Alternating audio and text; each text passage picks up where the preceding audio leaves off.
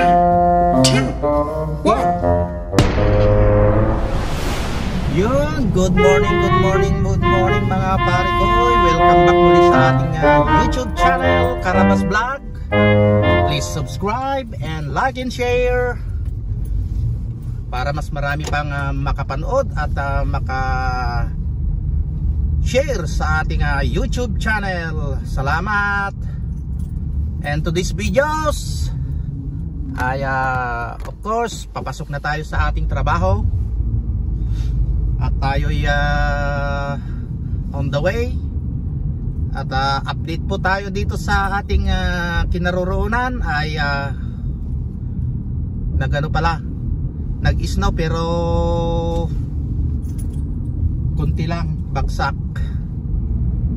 Parang medyo malamig ngayon araw at yun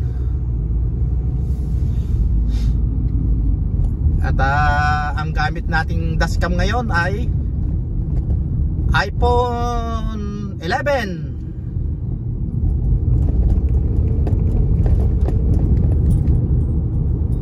iPhone 11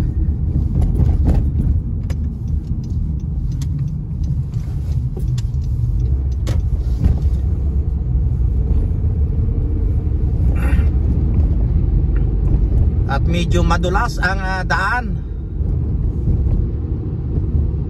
Palagay ko hindi sila nagsaboy ng asin.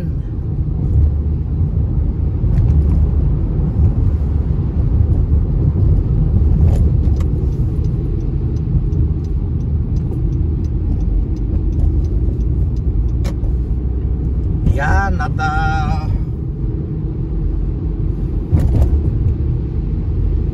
bali ang bilis ng araw, nasa 24 na pala tayo ngayon.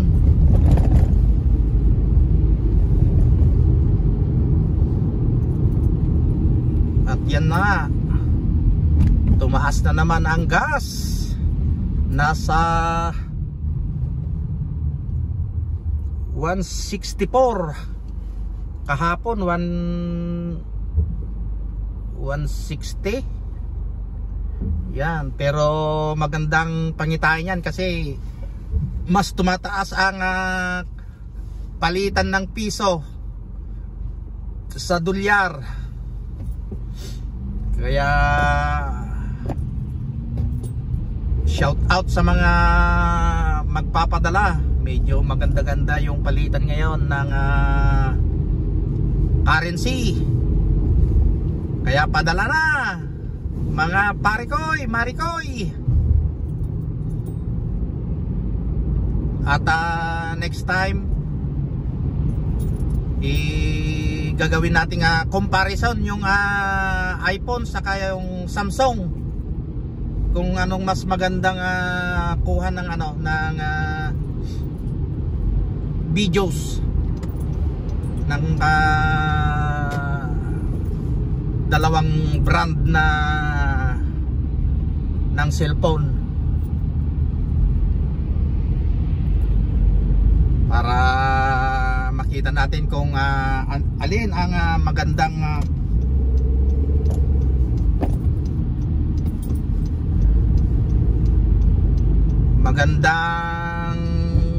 bilihin pag ganitong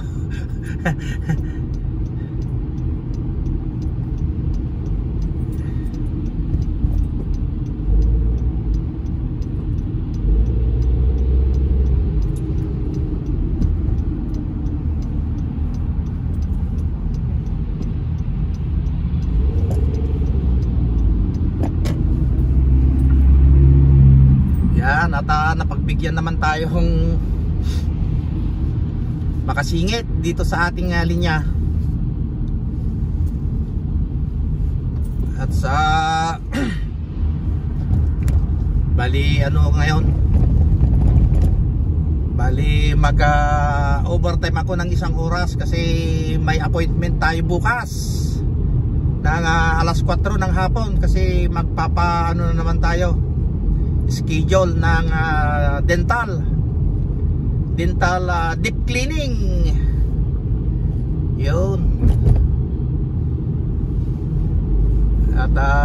yun nga, yung sinasabi ko kanina, mayroon tayong experiment na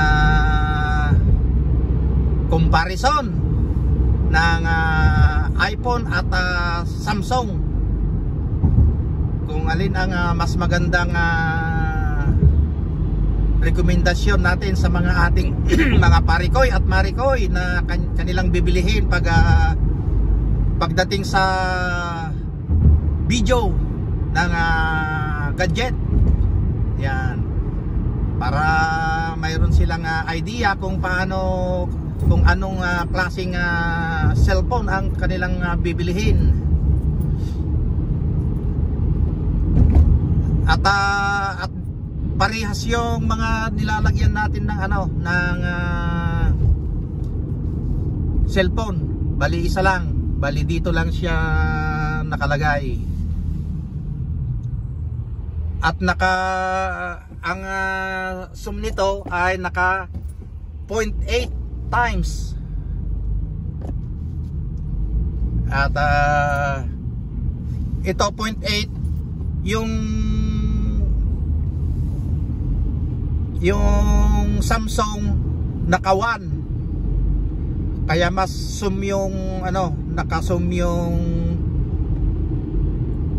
Samsung.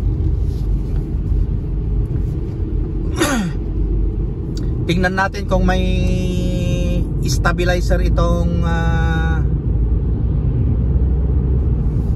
iPhone. Kasi yung dinadaanan natin iisang kwan lang din, iisang way. Kaya dito makikita mo yung mga lubak-lubak kung may stabilizer o kaya ano ang performance ng iPhone at saka yung performance ng Samsung. Kaya what's up? What's up mga parikoy and marikoy?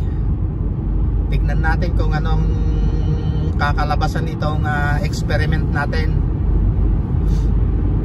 At palagay ko medyo mahirap-hirap na challenge ito kasi mahirap i-transfer yung videos sa isang kuhanan ng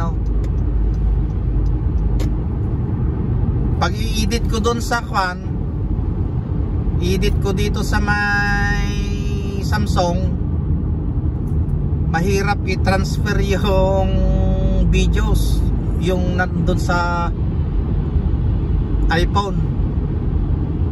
Ewan ko kung anong gagawin ko dyan na kailangan may sana tawag yon, card reader para mapag-isa natin sa isang edit application. Pero palagay ko medyo magalaw itong iPhone kasi nakikita ko dito sa sa actual na niya, medyo umalog-alog. Pero yung Samsung, kahit umalog-alog na may vibrate dito sa kinalalagyan niya, pagdating sa actual na video niya, naka-steady pa rin, naka-stabilize. Kahit medyo naka-zoom siya ng naka 2 or 3 zoom, maganda pa rin yung niya, yung kuha niya. Kaya yan, at malapit na tayo of course, at i-update ko na lang kayo sa susunod nating videos. At tayo magtatrabaho na ulit.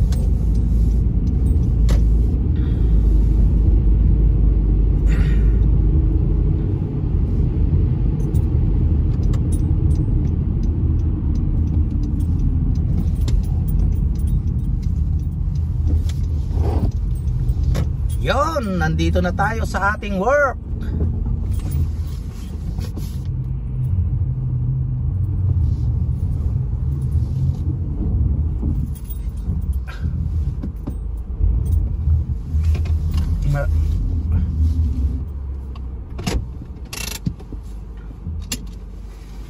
Yan. So hanggang dito na lang po ang ating video ngayong araw. Salamat at naway nagustuhan nyo. At kung nagustuhan nyo, paki-like naman at comment sa baba. At para malaman natin kung okay lang sa inyo yung mga ginagawa nating pagbablog. Salamat and God bless. Bye bye.